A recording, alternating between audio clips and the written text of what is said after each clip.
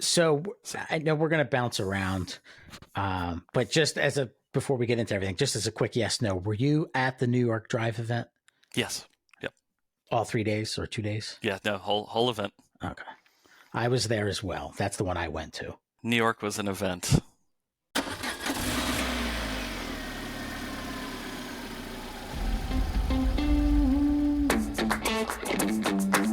On this episode of Grenadier Works, we get a Grenadier Airborne, Sammy Hagar has some interesting pants, and Krabby definitely goes rogue.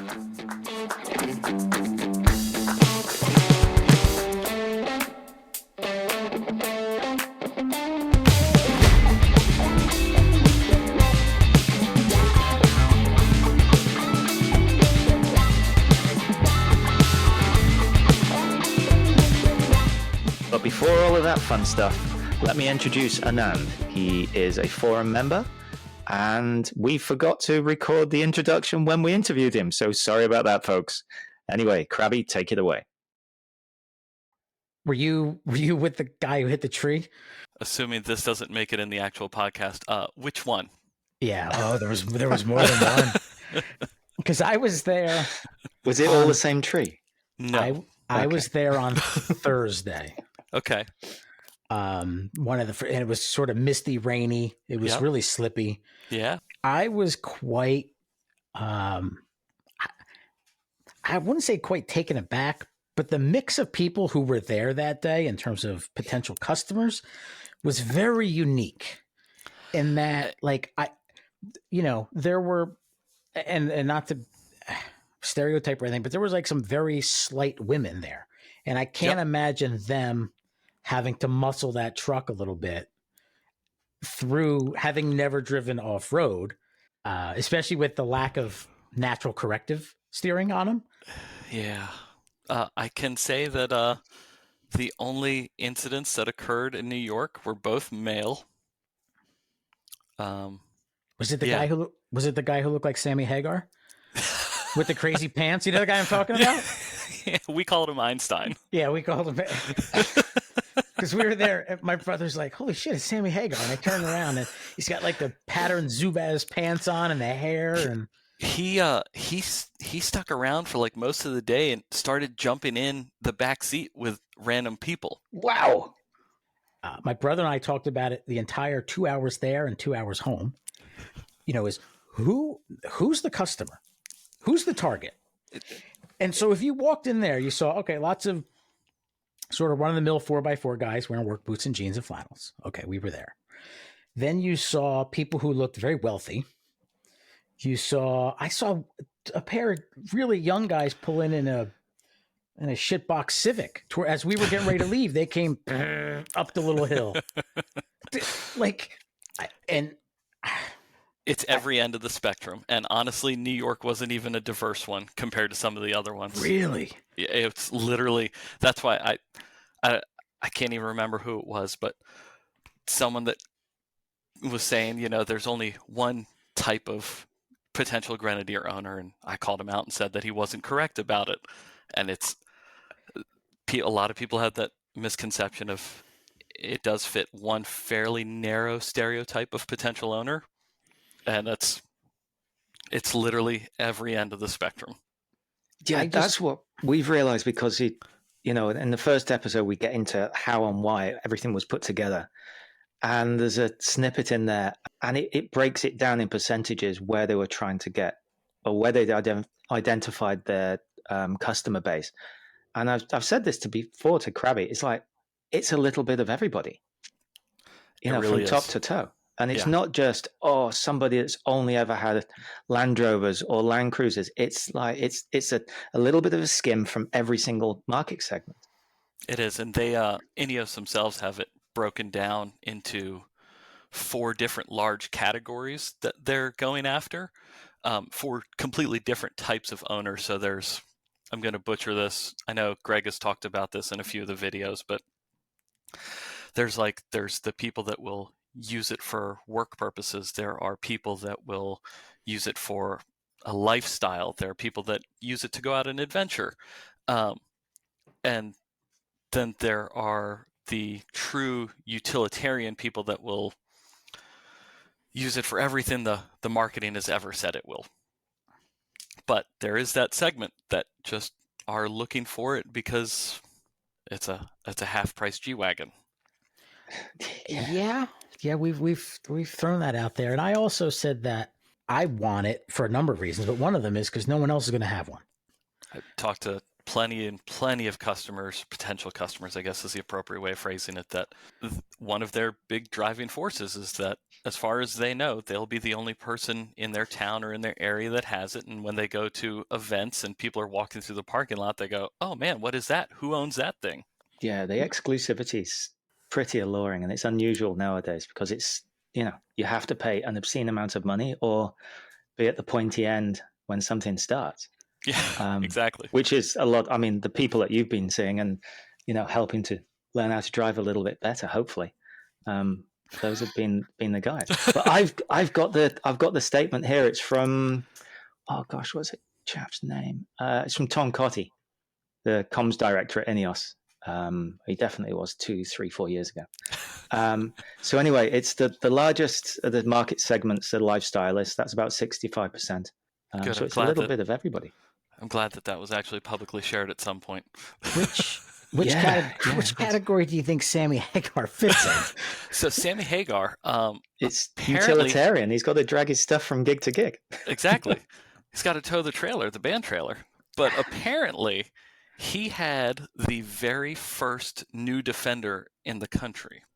The new Defender. Yes, apparently he had the very first new Defender, and it was delivered to his home directly by Land Rover, who also sent dealer techs to his house to learn about it. That guy must be loaded. I'm curious what he drove, which car in the parking lot was his. Not the Rivian. No. Hang on. Have we established that this wasn't somebody that looks like him? This was the actual guy? No, it's definitely not Sammy Hagar. It's not the real Sammy Hagar. Oh, man, I was getting all excited then. No, he looked like, I showed you the picture. He looked like him. Wearing Zubaz pants. He had these crazy, Yeezy Adidas something sneakers on. Maybe he's a stunt double, and Sammy was busy that day. Maybe. I would imagine the trails we were on were pretty good in terms of actual off-roading, as opposed to some of the events where it was in a parking lot type thing. Where those were some legit. Those were some legit trails. Yes. Yeah. I mean,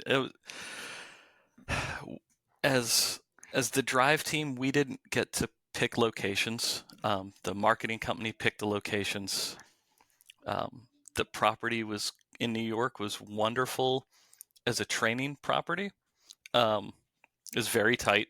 It's a great training property, with the unfortunate side that the vast majority of people that arrived to the event weren't there to learn off-road driving. Stu, you were at LA? Yeah, that's right. And when they announced where it was, I'm like, yes, that trail is great, especially if it's a hard, if we're in there for an hour, because you go over the top and you come down over the reservoir, and it's absolutely stunning view. Yeah, I took the LR4 up there. Okay. It was the first off-road trail I did when I put the real tires on it and stuff. It's gorgeous out there. It is beautiful. And that day was really nice as well, because you still had the snow on the tops and stuff. Yep. But I got really excited when I found out it was going to be, I think it was on the Gorman Flat. And there's 2 ways that you can go to the other side of that hill. One of them, when you get to the top and you're just going over the brow of the hill, and it's pretty steep going up, there's a 2-foot drop. And I'm like, yes, and it's on a downward slope and all the rest of it. So you've got to be careful how you take it. And it's not wide. I mean, it's not the same as New York, where you've got undergrowth and everything apart from really scratchy juniper bushes. But it's that thing of there's an upturned Land Rover that got burnt out, that they sort of left there as this is what happens, be wary. With the Rangers actually told us about that. Yeah. So that's disco too.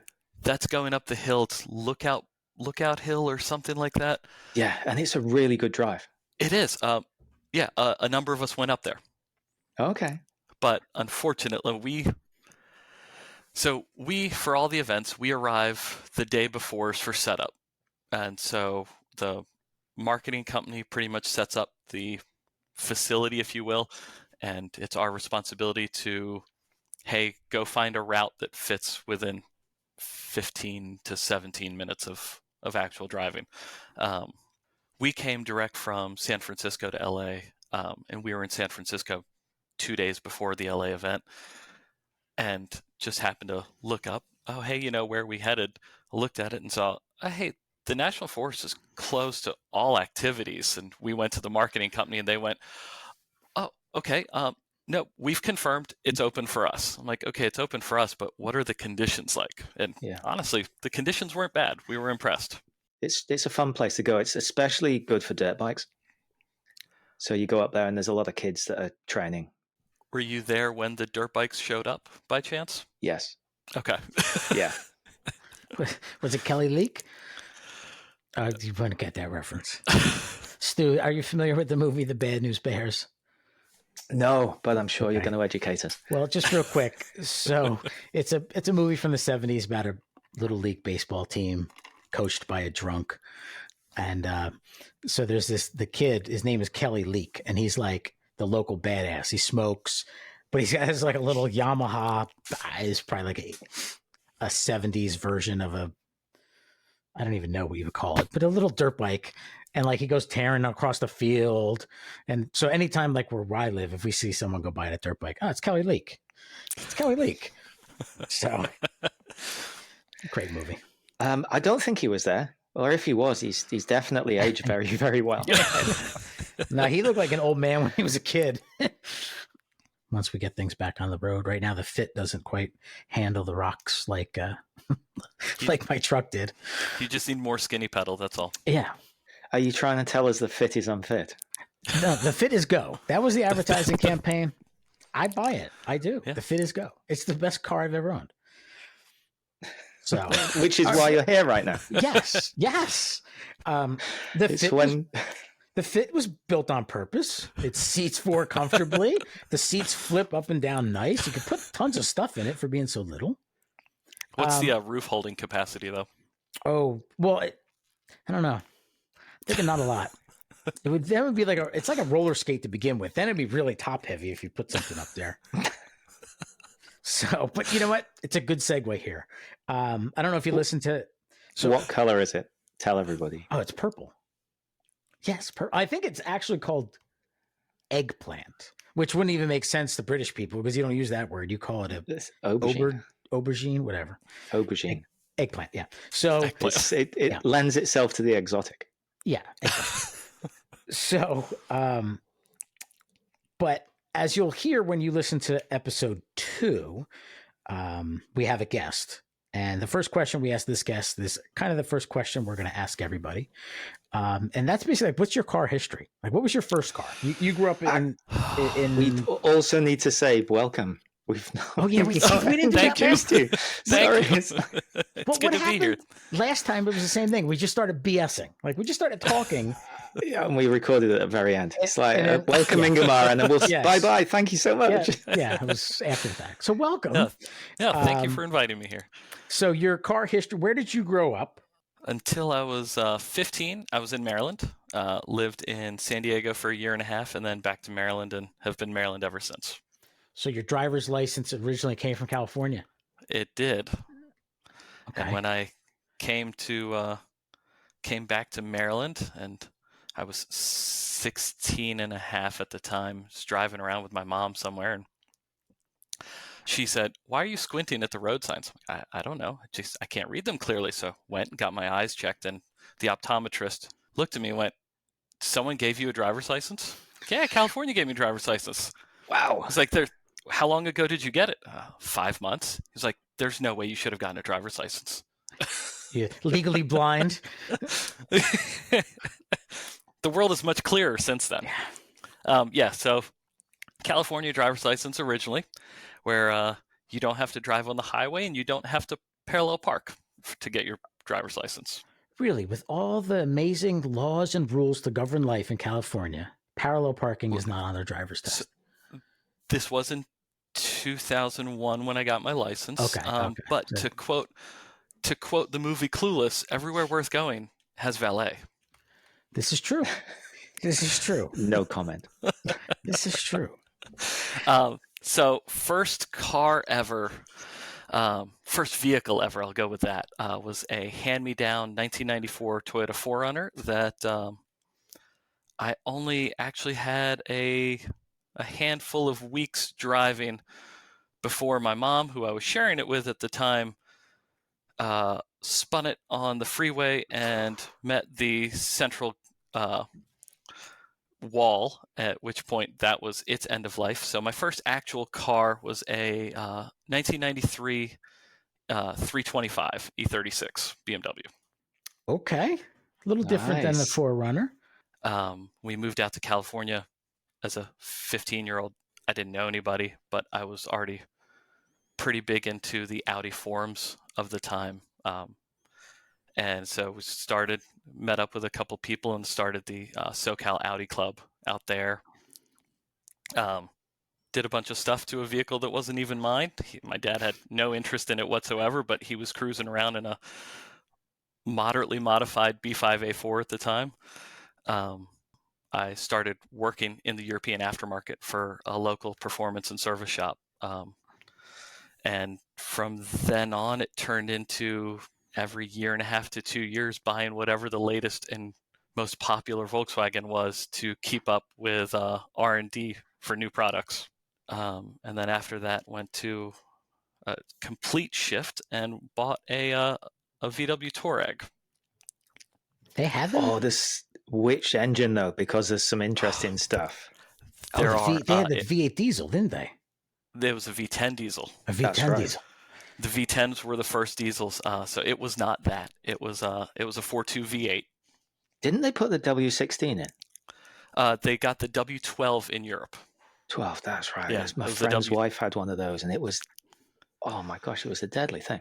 Yeah. It's like, it should never have this much power in that vehicle. Yeah, absolutely. Mine was just a run-of-the-mill V8 that at the time, no one in the U.S. at least was doing anything off-roady with them at all. Actually, there was a guy somewhere else in the U.S. that had milled his own suspension lift spacers. So I found him, chatted with him for a few minutes, got some measurements, took my own measurements, and had a set made. And it was one of the very early lifted Touaregs. It was on 31 or 32 inch Nitto Terra grapplers, had a second battery setup in the back, had a whole shelf and storage system that I built for it in the back. What did you trade it in for? That got traded in 2.5 years later, and that started my my full-blown, both feet in, jump into the off-road world. 21 Toyota Tundra. Was that the new design? Is the 21 no, the last of the old design? The last of the old design. 13 months later, it was listed for sale, and we picked up the Sprinter. That's the last real four-wheel drive setup. Right now, it's like a Subaru style, right? Yeah, it's the last of the true 4x4 with low range, and the last year for the 3-liter V6 diesel. So when you got your pen out, what boxes did you tick? How did you spec your Grenadier? Ooh, okay. So it is a base station wagon. Okay. So it's Scottish white roof on top of a Donny Gray. Steel wheels with Bridgestones because they'll be replaced probably the day I buy the vehicle. It does have leather and heated seats. The compass and altimeter.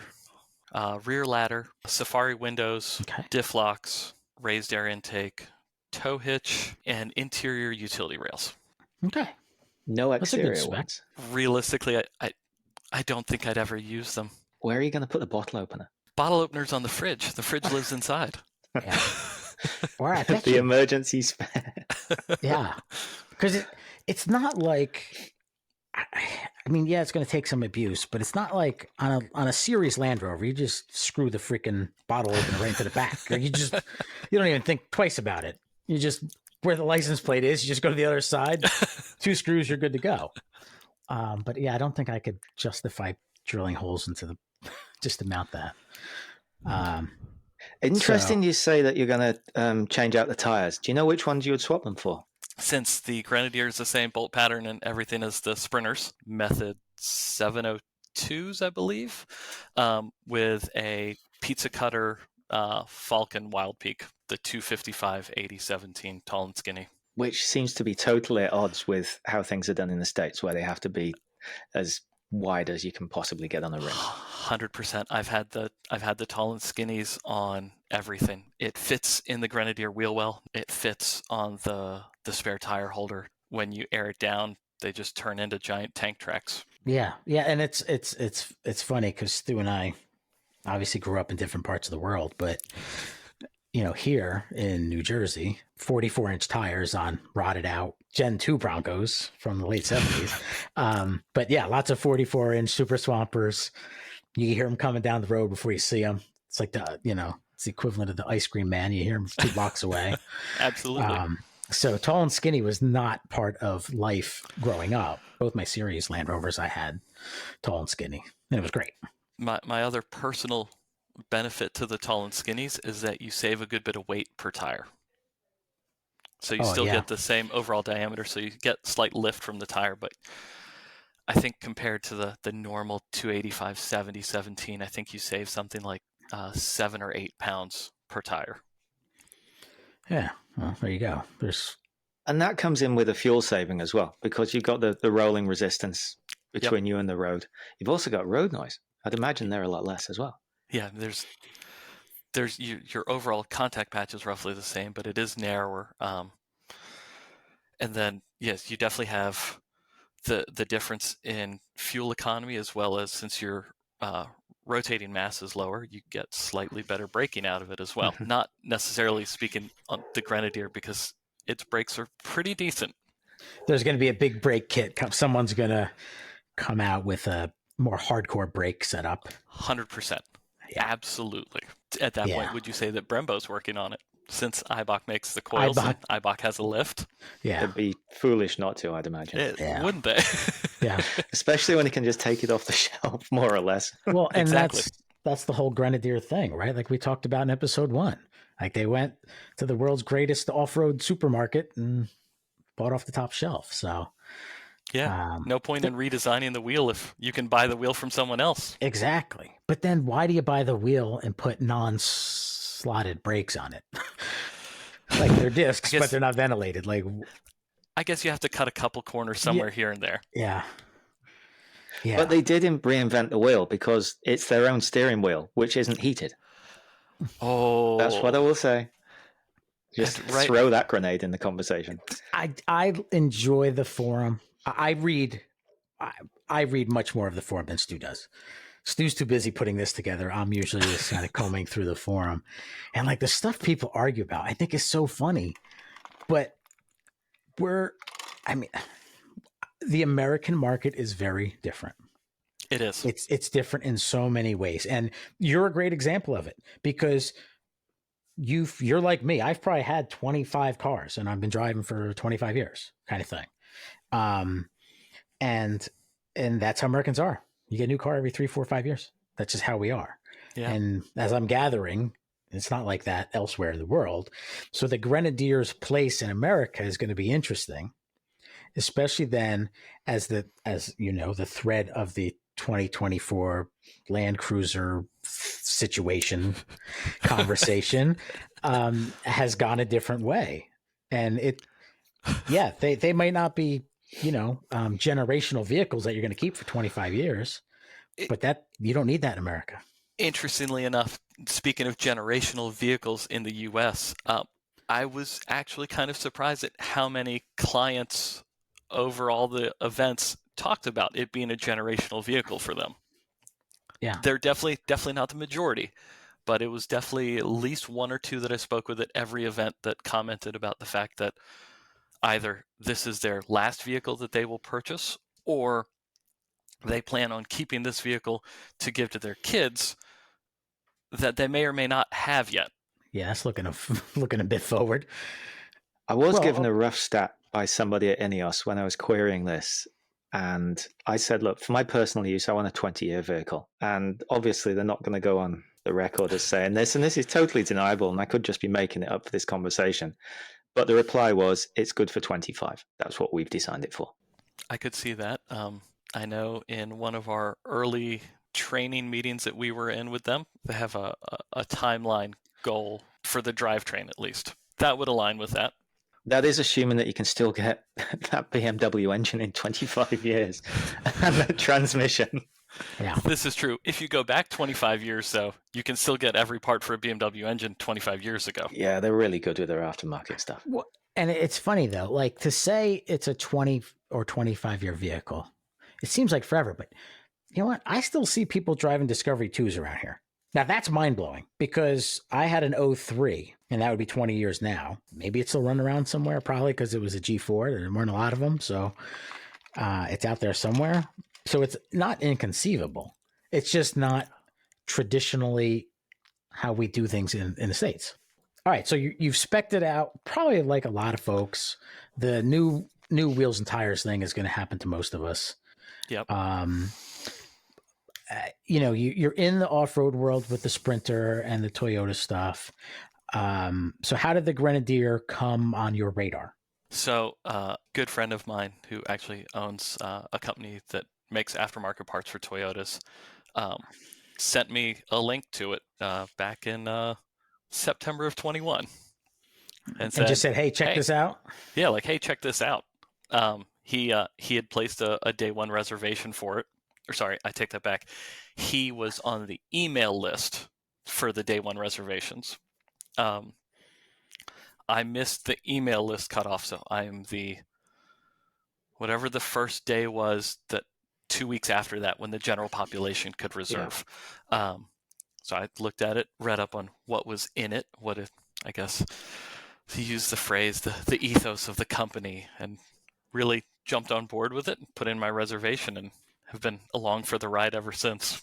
So unlike Stu or me or most of the people on the forum, you were directly connected to the marketing of the vehicle here in America, or the start of the marketing of it. Yes. And it's something that, their advertising or lack of advertising, who knows how that'll pan out here, because it's very different than over there. But how did that all go? Like, how did you go from guy who lives in Maryland to Ineos support driver in terms of their marketing campaign? We prefer the term professional driver. Thank you very much. Okay. Professional driver. Just like I'm a professional YouTuber. Exactly. Thank you. See, I don't see how that can be. This isn't on YouTube. Well, again, it's aspirational YouTuber. Aspirational, professional, aspirationally. He can make a YouTube short for this. It's fine. There you go.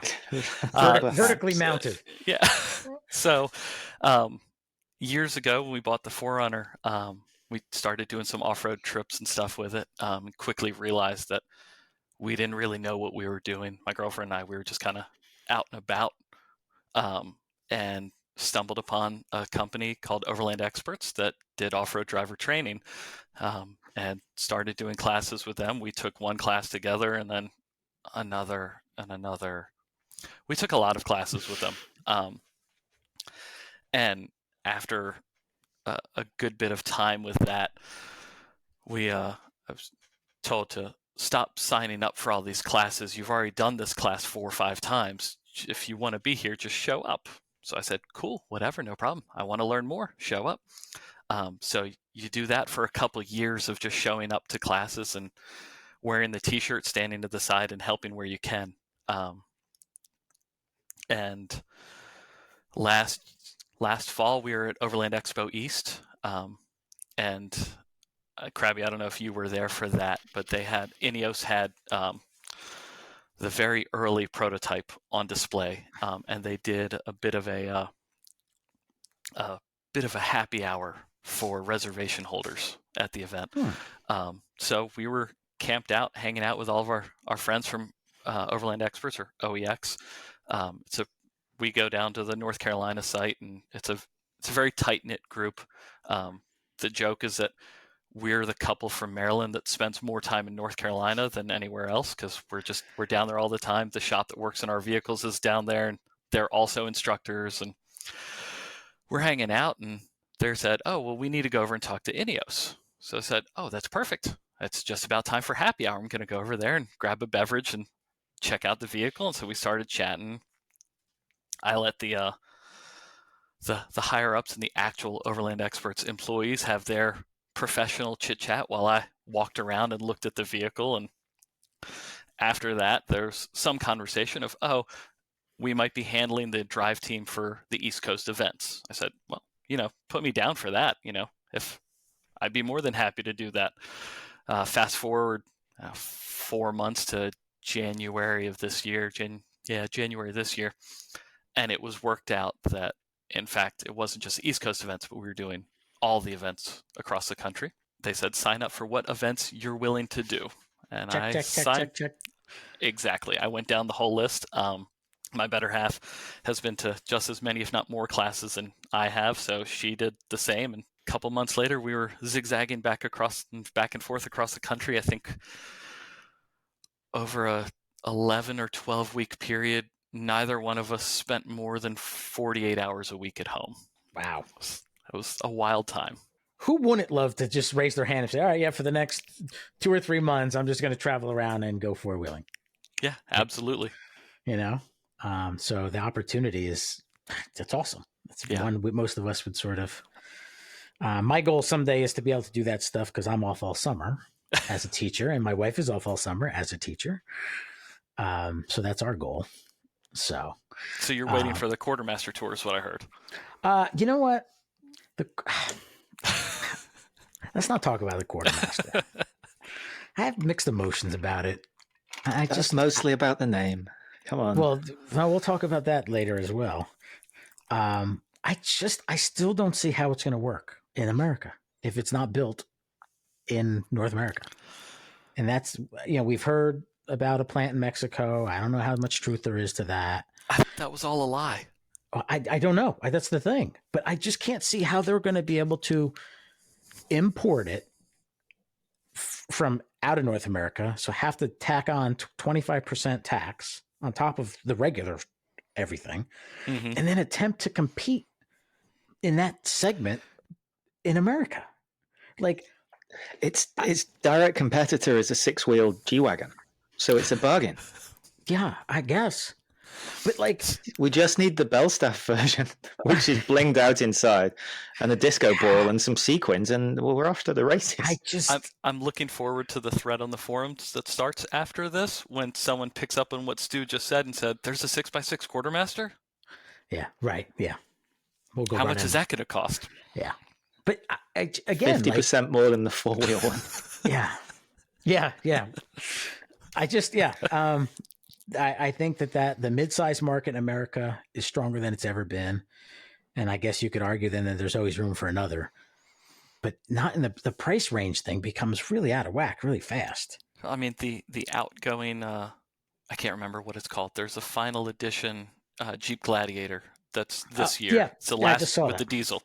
Yeah. Yeah. That's 74? 72 is like what it is. So. But and here's the thing, and this is where the Grenadier situation differs because that's what everybody says. Oh, you top out a Rubicon at 72, or you top out. Well, yeah, but you could also get in to that same vehicle with no bells, whistles, none of that for $35,000. And you can look at Tacomas in the same way. Even the new one. I'm going to offend someone that's listening to this by my next statement. Have you driven a base model Gladiator? No, is it horrible? Yeah, I haven't. I had a JK. My first experience with the Gladiator was I had a rental Gladiator for the LA event, and I drove it. That was yours. The one that was completely covered in mud. Yes. Yeah. We were there because we turned up on a 2-door Bronco, and the engineers were like, "Is that your Bronco?" I said, "No, it's my buddy's." And we tossed them the keys, so they were playing around driving that while we were on our little drive. Yeah. So the Gladiator went through everything the Grenadier went through. We used it as a trash pickup vehicle on the trail because we cleaned up a lot. Ironically, we found a tail section of an exhaust with a muffler from a Land Rover that was on the trail. Actually, that was not mine, by the way. I just want to clarify. It got to the point where I said, I'm done driving this. If somebody else wants to drive the Gladiator up and down this road, be my guest. I'm done with it. Yeah, that bad. The Stu, you drove it the out and back before you actually got to the section, the rocky bit. Yeah. Yeah, no, hard pass in a Gladiator. Interesting that you should bring that up, because when we were leaving, there's a guy that turned up in a GT3 RS. Ah, yeah, the one that was parked at the bottom of the hill. Yeah, and I stopped and I said, I really wouldn't take this up there. I'm not trying to tell you what to do, but it's not really the vehicle for that, my friend. And we offered him a ride, and he said, no, it's okay. I'll try. So I'm just pleased to hear, if he's listening to this, common sense won out. It's like, you would have ruined that thing. But you see, and that's beautiful the thing. Car, though. And maybe it's because I am so not wealthy. The thought of, okay, let's say I have a 911 of any sort, and I know I'm going to an off-road type event. Okay, I want to show off my Porsche. But like, think of where you're going. Like the New York event, getting from the highway to the actual site. Good thing I wasn't in the Fit. I don't think the Fit could have made it all the way back there. Those roads were so sketchy. Like, you kind of have to think before you do it, right? I can confirm that for at least 2/3 of the U.S. events, that logic was not followed. Lots of people rolling in something fancy, right? Yeah. Absolutely. At every single event. Well, I did see quite a few Teslas rolling down that road. There were a lot of Teslas. Like, there were a lot of Rivians. Yeah, I saw one in New York. Yeah, I was speaking to one of the Rivian drivers because we got some friends that used to work for the company. They've moved on now. They started off at McLaren, and they're on to the next project somewhere else. And the Rivian guy, I was talking to him, and he's basically his entire thing was, this is everything that the Grenadier isn't. That's why I'm here. He wasn't so sure if he was going to get rid of the Rivian because it's got its own advantages, but it was just interesting to see somebody that you wouldn't have thought would have been totally interested in this style of vehicle at all, because it's the antithesis of what the Rivian is, which is very forward thinking and tomorrow's technology today. At the LA event, we had a Rivian engineer. Admittedly. Openly. Oh, yeah. He was very open about the fact that he was an engineer for Rivian. Because did the rest of the world have the Jetsons? Did you have the Jetsons in England? Yes. Like, why couldn't Mr. Spacely just go to AutoZone and get some Cogswell cogs? Why did he have to shrink George and send him over there in a package to try to sneak one out? Like, just go buy one. Have you been to an AutoZone? I have. I'm still in line. I'm still in line. Is it an automatic or a manual? Yeah. I just need wiper blades. Yeah, exactly. What's your zip code? No, dude, I just need 17-inch wiper blades. So that's good. Well, and it's like, Stu said, the folks from Ineos went right over to his friend's Bronco to look through that. Yeah, Stu, you picked a good event because some of the British counterparts were there for that event. That's right. I was talking to them for about 4.5, 5 hours. I kept apologizing for taking up their time. Yeah, I think that the New York location worked like you said. It worked great on the off-road part in terms of a place to set up a little quote-unquote pop flash store or whatever. Didn't work out so great. But I thought that was, it depends on where you are in the world, but that was to me very indicative Northeastern four-wheeling. It absolutely was.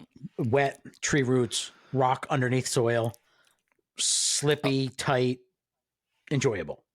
A lot of I'd say almost all the locations were were decent representations of what that area has to offer. Some courses were definitely much better than others at showing off the vehicle. We had at a handful of locations had clients from completely different parts of the country that flew in because they wanted to drive it in a specific environment. And at least a handful of locations, customers that popped in for a second drive. Yeah. Oh, that's a bit cheeky. I had a client, it was at one of the West Coast events that said, oh, hey, by chance, are you going to be at this event on the East Coast? Oh, yeah. Oh, okay, I'll see you there. I'm signed up there as well. Yeah. there's going to be a mixed reception from that, because I know some people were told that it's full. Exactly. I'm assuming that a lot of the dealers that were petitioning INEOS to get the license, let's say, to be a dealer, hadn't driven the vehicle at this point. So what proportion do you think were, professional people coming in that wanted to be dealers or were on the short list, and this was the first time that they were driving the Grenadier? We always knew if there was a dealer. Whether or not they openly stated they were dealers, 30 seconds into the drive, you know who's a dealer and who's not a dealer.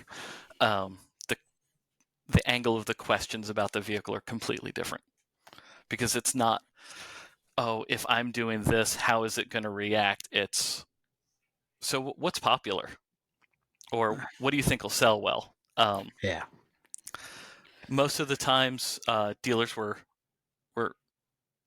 more than obvious because they traveled in packs.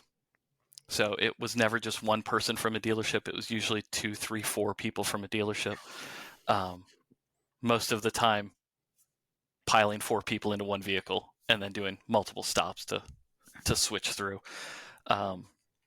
But there were plenty of events where we had more than one dealer.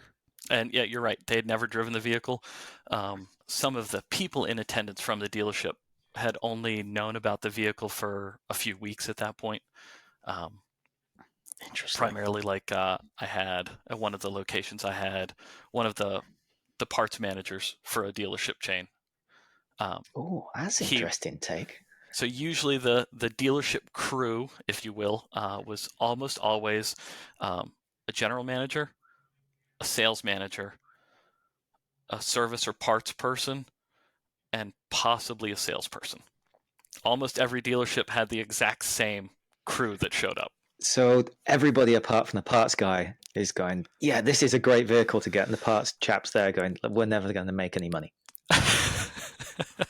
Look at the size of this stuff. It's not going to break. Exactly. And honestly, that was one of his comments, was like, this thing's really overbuilt in every way. All right. So with all the, it's probably better to say hours that you invested, at seat time. Did the INEOS folks actively seek your input? In other words, like, you know what I mean? Like, and I'll use whoever my driver was. And like I said, it could have been Kevin, as you suggested. But like one of the things he said to me was where the diff lock switches are. Like he said to me, he's like, it has a light. He's like, but when your thumb is on it, you can't see the light. So you don't know if it's lit up. and I said, yeah. He's like, I told him that. I don't know if that'll affect anything. So was there anything that they sort of really wanted feedback on? Apart from heated steering wheel. Oh, no. No. They were definitely open to feedback. By the time our tour happened in North America, the vehicles are already in production. Granted, yes, the vehicles in production at the time were model year 23s. In the US, we're getting 24s. There are some changes to the 24s, but it's not drastic. At least nothing drastic that the end user will ever really notice. They're definitely willing. They were wonderful at listening to, hey, this is kind of wonky. Why is it like this? Ironically, I can't say most. A lot of the times, the explanation was simply, oh, that's a prototype. And yes, they're prototypes. They weren't built in Hambach. They weren't built in the factory. They were all built by Magna at the time. And from what I've came to find out, our US prototypes were kind of like second thoughts, more or less, in the production line, or in the production of them, given the fact that the rest of the world had already been doing the PTO2 tour. By the time they said, oh, we need to send some of these to the US, we're kind of down the line. So I don't know whether what we had was normal PTO2 or, oh crap, we forgot about that one. What's that one country? Oh, America. Oh, they might want a few of these. But they were always willing to listen. And anytime any sort of issues presented themselves, there was always a quick solution. Okay, well, that's good. One thing I will hold you to is if you do see that they change something, and you're like, that's my mod, that's my version, that's the Anand version of this 100%. car. Put your hand up and let us know and tell us, because that's the feedback loop that is so vital with these vehicles. Is how do you improve it? Yeah, there's I can't think of, even amongst all the drivers, I can't think of anything that was really large or catastrophic in any way. Not like, oh man, you need to completely change how this works. I want push button 4-wheel drive. Nothing like that. Just little things here and there that everybody has their own personal preference on. So I agree. It will be interesting to see when the 24s actually show up. When they said New York area, like, it could have been anywhere and nowhere at the same time. Area is a very loose descriptor. There's tons of, God, there's millions of people in that very small circle, but there's no chunks of land to really take trucks on. It's not like they were going to do it in Central Park, which would have been epic. Would have been absolutely so epic. Good. If it was in Central. What I will say is, in Lower Manhattan, especially Tribeca, there are lots of very, very expensive blinged up Defenders. An incredible amount. So it's stomping ground. And the cobblestones are terrible. It's perfect for a Grenadier to go down. Yeah. Apparently there's in Brooklyn, there's a Defender refurbisher. I don't know if that's the right word. Like ECD, but in Brooklyn Rovers or something. I just saw that. Where did I see that? In a magazine.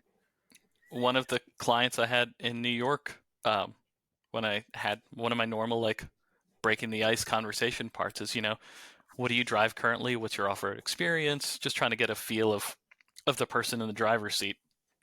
Who was like, oh, I don't have a car. I don't drive. All of a sudden. So they were buying a Grenadier for their driver to drive them around. Well, so no, that's that's good. That's Bentley territory right there. This is at New York. Krabby, you drove the rounds at New York. Jesus. And we're going up the road before, like, entering into the woods, and he's like, oh yeah, I don't drive. And I had this pause in my mind that went, well, this is it. This is how it ends. If you're gonna go in a Grenadier. At which point he tells me, oh no, I live in Manhattan currently, so I don't have a vehicle. Like, oh, so you have driven. Okay. He was. Yeah, I think they wanted to see our licenses when we checked in. And that was our thing. Was we were told, don't worry, we'll confirm the licenses before they get to you. Yeah. All right, so this is a good opportunity. I don't think they asked for my license. LA was Stu. Okay, there you go. LA was early on. It's okay. Yeah. Okay. Yeah, we were the test bench. We learned a lot by the time New York rolled around. So, in episode 1 of our podcast, I talked about going on the factory tour in Sully Hall for Land Rover. And part of that day, besides the factory tour, was you get to go driving off-road. And they teach you a little bit, but more than anything, you just kind of get to play around. And it was just my wife and I, and I'm doing everything. And the guy was really nice. He's like, you know what? You're speaking to my wife. You should really try. Okay. So she decides she's going to try. So they put her in a brand new, then 2010, I guess it would have been, full fat Range Rover. Beautiful. Oh, it was a silver, nice car. And we were going on this embankment thing, tilts to probably 30 degrees or whatever it is. And the guy's like, no, don't worry. And he's talking to her. And then at one point he had to reach over and grab the wheel so we didn't roll over. So what was your moment sitting in the passenger seat? It could be for not just obviously I was at the New York one and Stu was in the LA one, but like what comes to mind right away when I say that? Immediate thought. The only time I've been airborne in a Grenadier, not driving. Airborne. It was a San Diego event. I had a client that absolutely did not understand, hit the brakes, you need to slow down.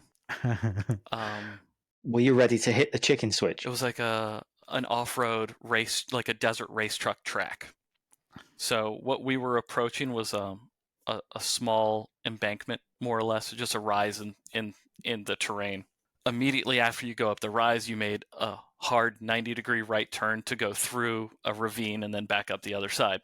Straight ahead of us was, I don't know, 350 yards of flat desert. If by the time we came back down to the ground, if she was not on the brakes, I was already on the emergency brake with the other hand going to the cutoff switches. Once we came back down to the ground, she hit the brakes and turned, and then laughed and advised me that her driver's ed instructor, when she got her driver's license many years ago, advised her that no one should ever give her a driver's license because she shouldn't be driving. Wow. So, I mean, this really does come back to the Grenadier being for everybody. It does, because her son was also driving a separate vehicle at that event. So they were all reservation holders. Her son advised his driver, "Oh man, do you know who has my mom? I feel really sorry for them." I note that he didn't go in the same vehicle as her. He knew by experience. And I bet I bet they arrived in separate vehicles as well. So they arrived together, I believe, with him driving. She was kept in the safety belt in the back seat.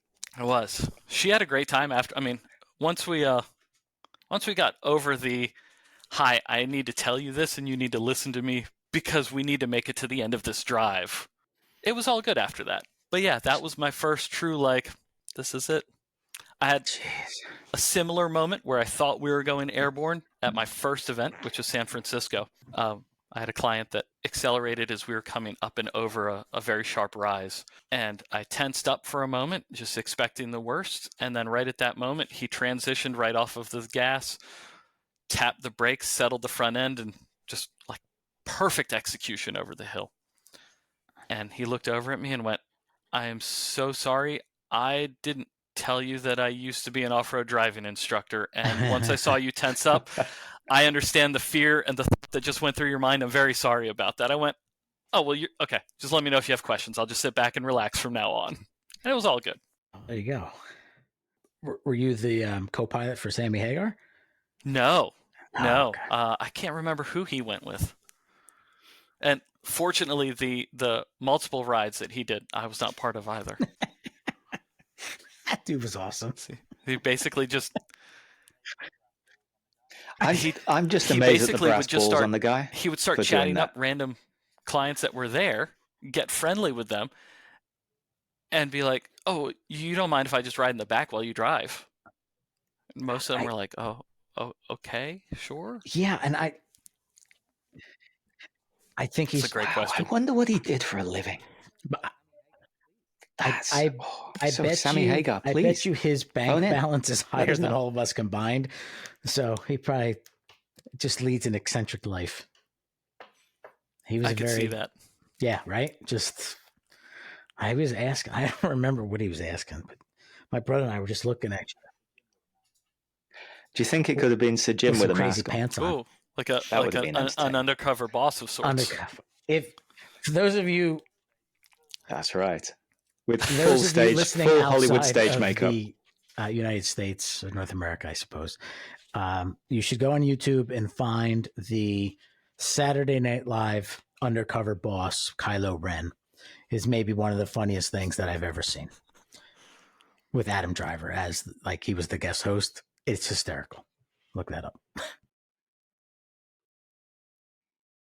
That leads us on to the infotainment system in the Grenadier. What's your opinion on that? Because it's getting a bit of a mixed bag. It's great that we have a lot of functionality and you can see so much compared to a general vehicle, but it's getting a little bit of a panning from some people. So my personal thought on it, I enjoy data. I enjoy seeing data.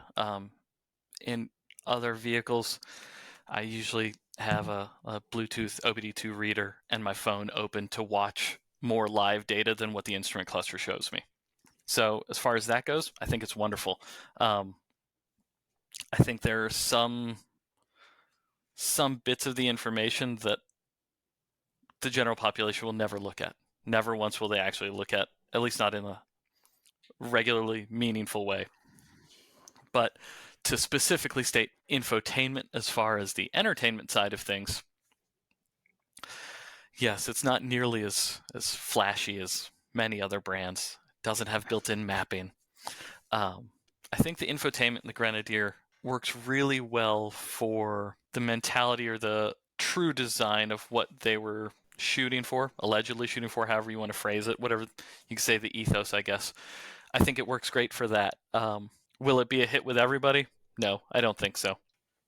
As we don't have vehicles here yet, I think the infotainment situation is a potentially bigger issue in North America than the other markets so far.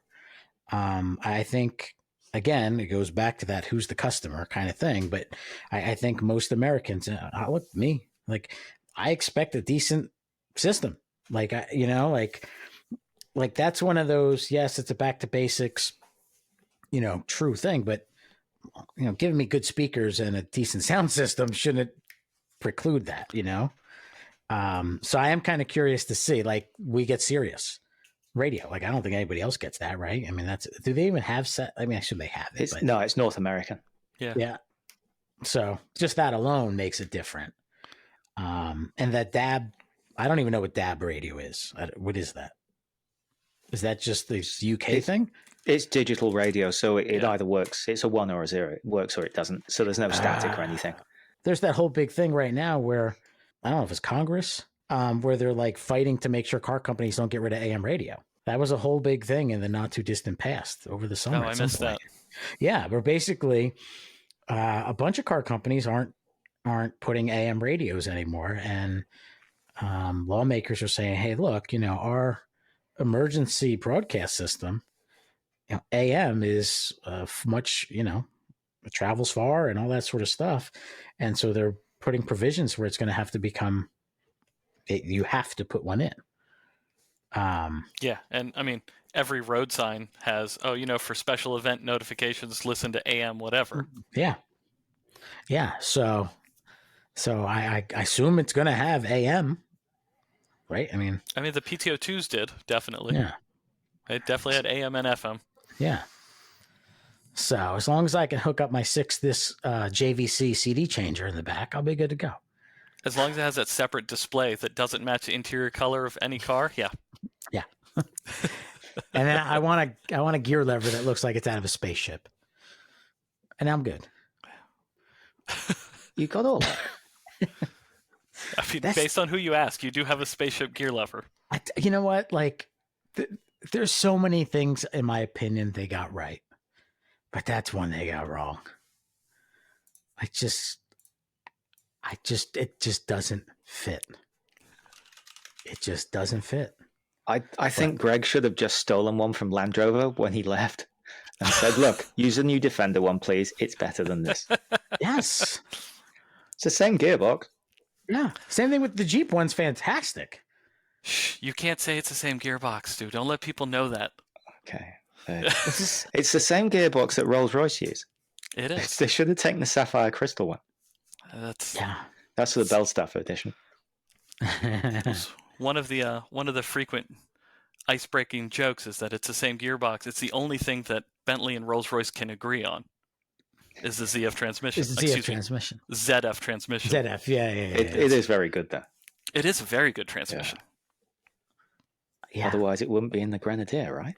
Exactly. That's why it has to be good. That could stir some forum posts as well. We have a really good opportunity to poke fun at the forum right now, because right now there's only several hundred people who listen to the podcast, but there's several thousand who are on the forum. I think it's just 4 people and they listen to it a lot. Yeah. That's because there are my true feelings on the matter. Yeah. So it is fun. I agree to sometimes stir the pot with certain things. Again, though, North America's different. Like, a lot of people get bent out of shape, but like, the truth of the matter is, if you're not an American, meaning you're part of this market, and I don't mean necessarily American like you paperwork wise, but like you live here. The way the car market works in America is different than it appears to be in other places. Yeah, and I think as consumers, we are very picky. And I think it's safe to say that if the North American rollout is not significantly different than the rollout has been or was,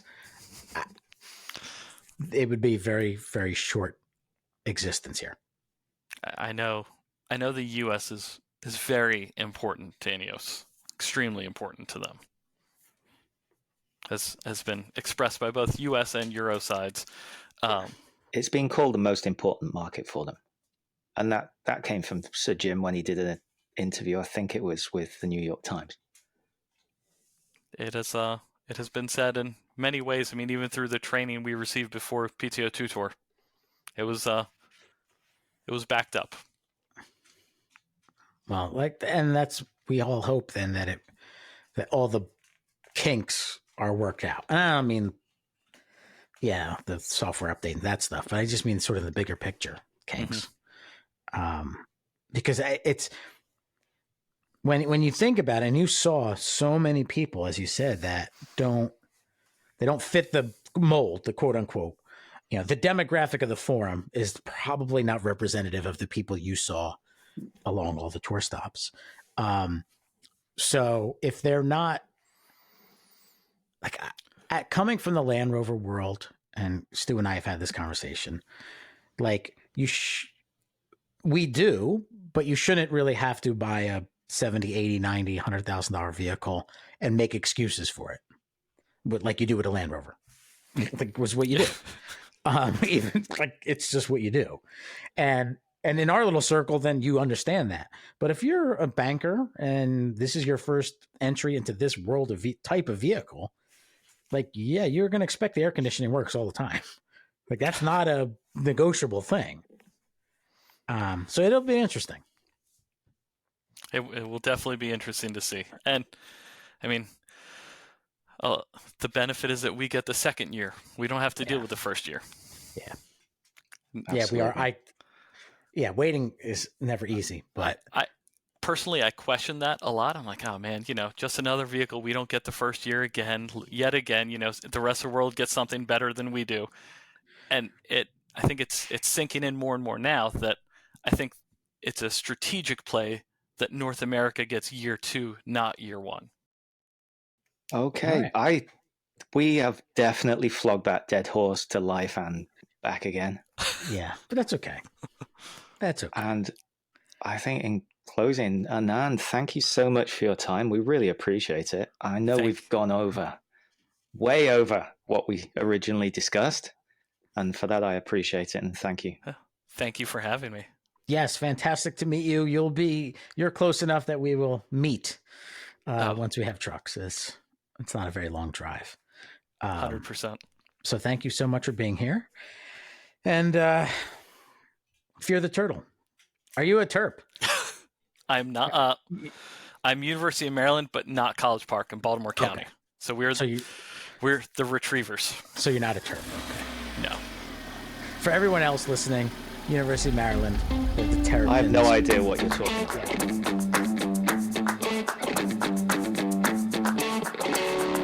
Thank you for joining us for today's episode of Grenadier Works with Krabby and Stu.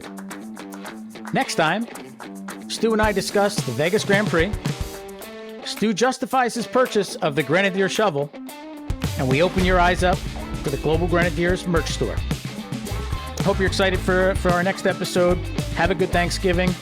See you next time.